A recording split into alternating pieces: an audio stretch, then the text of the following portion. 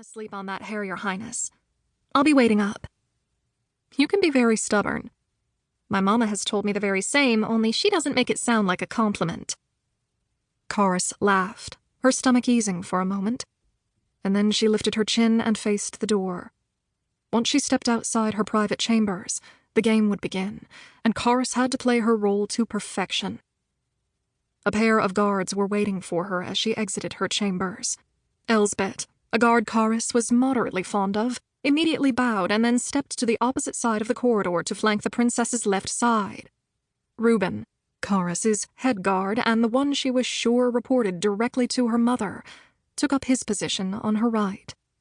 He was built like a starving alley dog, his hard brown eyes following her every move, as if challenging her to show any hint of weakness he could reveal to the queen.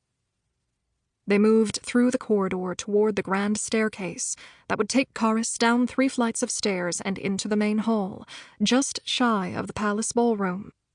Her heels tapped delicately against the gleaming wood floors, and she shivered a little as the sea breeze crept in through the windows that lined the hallway. Summer was losing its grip on Calera, and a chill was seeping into the air as the sun dipped below the horizon. Another season was passing, with the war no closer to ending. Every week brought reports of new casualties, new ground gained by the fierce soldiers from the mountains at Calera's back, and her kingdom was struggling to replenish its armies and retake the territories that were now occupied by the enemy. There had to be a path toward peace with King Alaric Penbrin of Montevallo, and Charis was determined to find it. But those thoughts could be saved for a time when she wasn't 15 minutes late to the ball being held in honor of 2 new ambassadors. Mother was hardly going to forgive her tardiness, and Charis had no intention of letting the queen know she was late because Mila had struggled with the new hairstyle the handmaiden had designed. "Your Highness," Derald bowed as Charis descended the staircase and approached the side entrance to the ballroom. Her secretary's voice was its usual calm, near monotone, but there was a slight edge to it that sounded like relief. His blonde hair looked somewhat rumpled, and he'd buttoned his considerable girth into a dress coat that strained to hold him.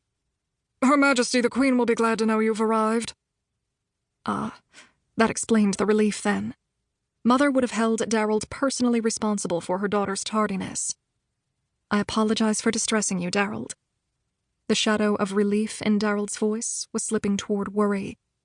"The ambassadors have already arrived. The Queen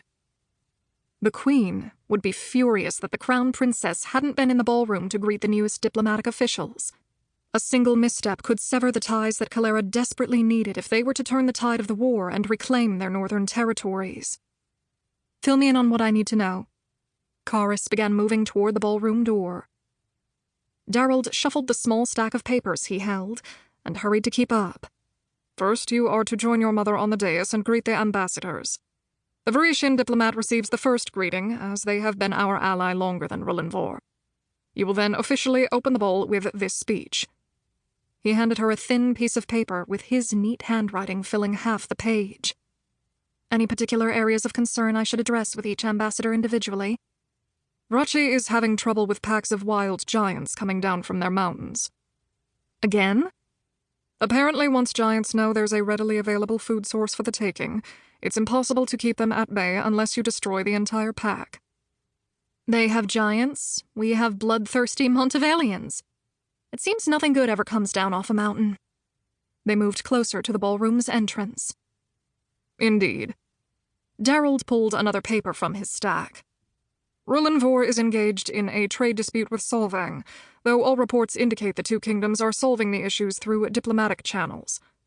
Also, there are rumors of unrest in the northern seas, though it's unclear if that's related to a sea kingdom or to the Basilisk Cave or some other threat in the uncharted waters up north.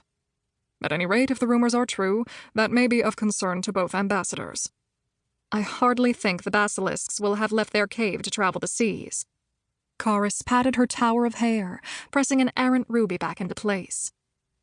"There is the matter of the trade ship from Rullenvor that went down at sea before it could reach us.